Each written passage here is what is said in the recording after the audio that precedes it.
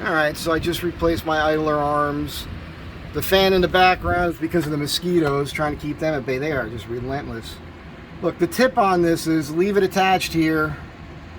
You know, obviously pull your wheel, you know, jack the van up and everything, but separate it here first. You know, pull your cotter pin and your castle. There are mosquitoes swarming me. It is ridiculous. Yeah, separate this here. I had to use a pickle fork on that to get that apart. Worked out fine.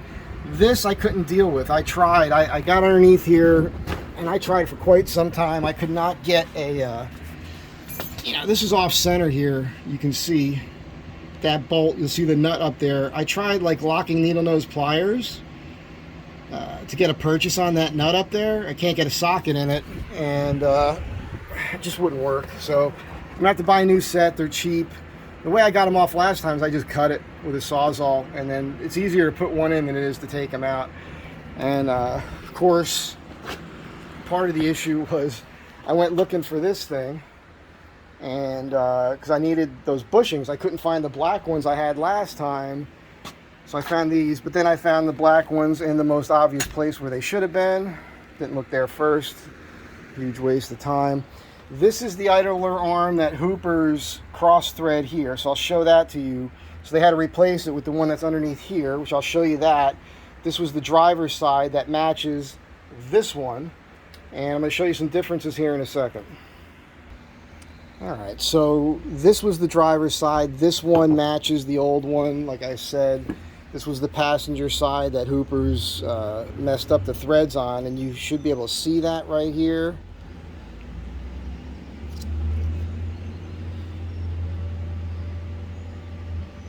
And I'll tell you what, when I went and started doing this job today and I got the driver's side off, which was this one here, the threads, they're not perfect here. I had a real hard time backing that castle nut off. I think he almost cross-thread this one, and I suspect part of the reason for that is the lift. If you're working at your head height or higher, it just might be harder. I find that it's much easier to do this job on the ground, obviously with the front end jacked and the wheels missing. But this one here is the one that they put on the passenger side. Let me just kill something here. All right.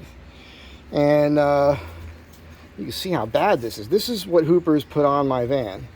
And you can see it didn't last very long. I don't know if this is noticeable, but it moves. There's even a gap with this nut here. And that's crazy. So this was a garbage piece. And ironically, you see how just weak this is, right? I wish I could show this on. Oh, you can see that, right? You can see that moving, can't you? So there's that, and then this one here was the driver's side, and I can't move that. I can move this. It takes a lot more force, and I can't see playing it with my hands doing it this way. Also, when they replace this, you can see that these are not the same size. All right, the one they put on is a little bit larger. And which doesn't mean it's better. I'll tell you right now, that grease fitting's in a bad spot. Much better to have it off on the side here. And same thing on this, on the joint, you can see. So the one that they put on, it has a larger castings to it. I don't know how that affects your alignment. I would say, you know, if you're going to replace your idle arms, you replace both of them at the same time, right? You'll also notice that these are painted. This is the old one that I put on. So anyhow, new idler arms are on. Yeah, as I was saying, new idler arms are on, and I'm happy about that. That job's done. I'm going to put the tires on right now. Putting this thing back up. Got to put the shop back together and then get out of here. I'll probably do the radio show again today. That's Outlaw Radio, Magic Matt Millen, Alan Millen. Where the hell did I get that from? Excuse me.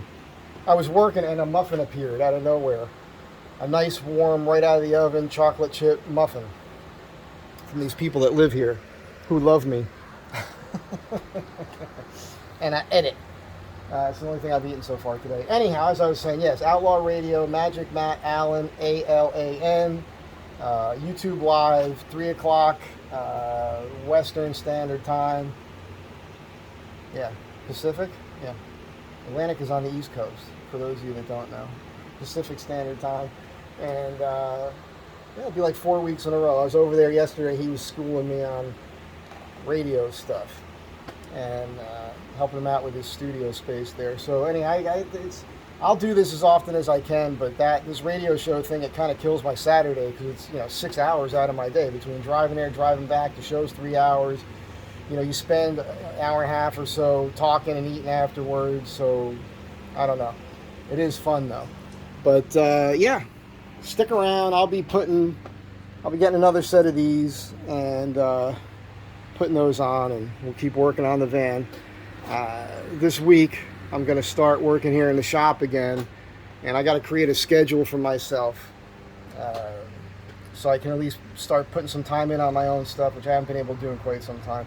Anyhow, talking about all kinds of things. This is really just about these idler arms, and just reminding you should always replace both of them at the same time so that they match, because I think that's probably not the smartest thing to do. But that was, again, this is a holdover from the Hoopers situation. And I think that's it now with them. Hopefully there's nothing else that they screwed up that's going to still affect me with this vehicle. I don't know. I'm still nervous about that CV axle and the front drive shaft and everything else. But as I said, the plan is to get the coin together and do that front axle swap. So anyhow, that's it for now. You guys have a great day. Thanks for being here. Be good to one another. I'll catch you in the next one.